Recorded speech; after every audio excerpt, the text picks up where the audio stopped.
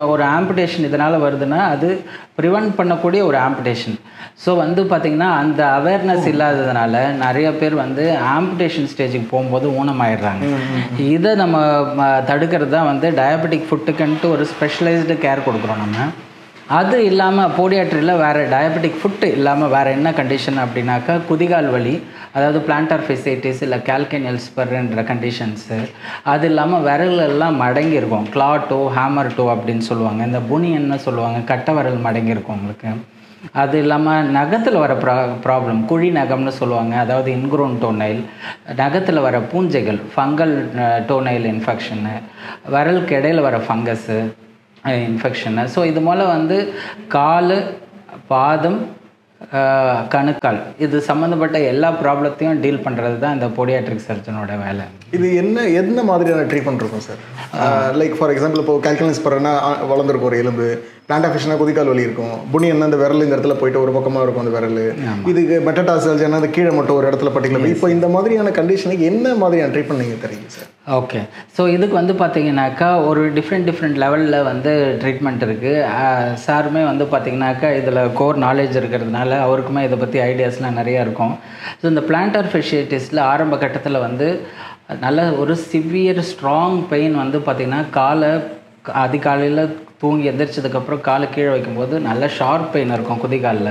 So அந்த மாதிரி இருக்கிற கண்டிஷனில் இருக்கிறவங்க பேசிக்காக எங்ககிட்ட வரும்போது எக்ஸ்ரேவும் அல்ட்ராசவுண்டு, பிளான்டார் அல்ட்ராசவுண்டும் எடுத்து பார்க்கும்போது இந்த ஜவ்வோட திக்னஸ், பிளான்டார் ஃபேசியாவோட திக்னஸ் பார்ப்போம் உங்களுக்கு.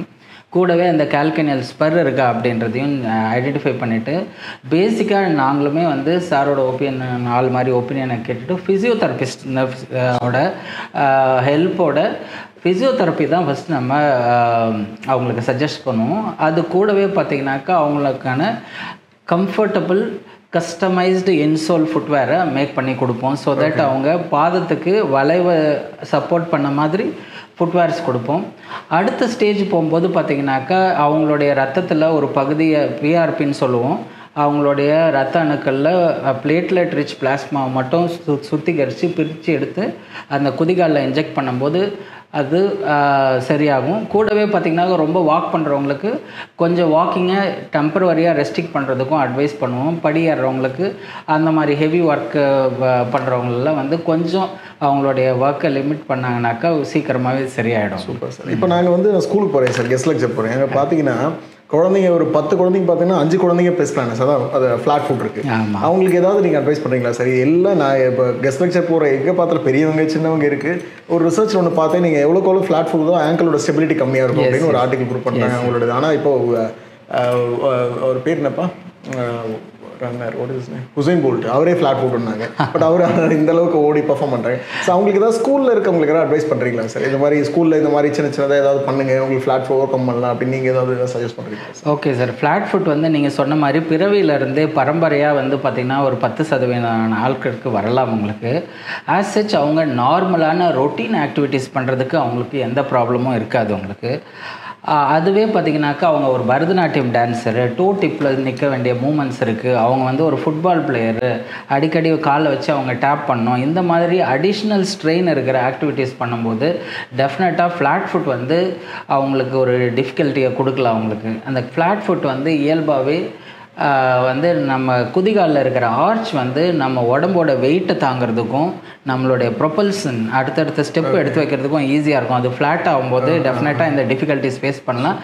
ஆனால் நார்மல் ஒரு டே டு டே ரொட்டீன் லைஃபுக்கு அது ஒரு பெரிய ஹிண்ட்ரன்ஸாக இருக்காது.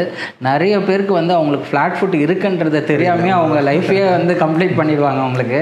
ஸோ இந்த மாதிரி அடிஷ்னலாக வந்து பரதநாட்டியம் டான்ஸர், அவங்க வந்து ஒரு ஸ்போர்ட்ஸ் மேன், அந்த மாதிரி அடிஷ்னல் ஒர்க் இருக்கிறவங்க வந்து பார்த்திங்கன்னா அவங்க வந்து ஸ்பெஷலைஸ்டாக வந்து கன்சல்ட் பண்ணிக்கிட்டு அவங்களுக்கு ஏற்ற மாதிரி ஒரு டெய்லர் மேடு வந்து பார்த்திங்கனாக்கா ஒரு பிளானை நம்ம சொல்லலாம்.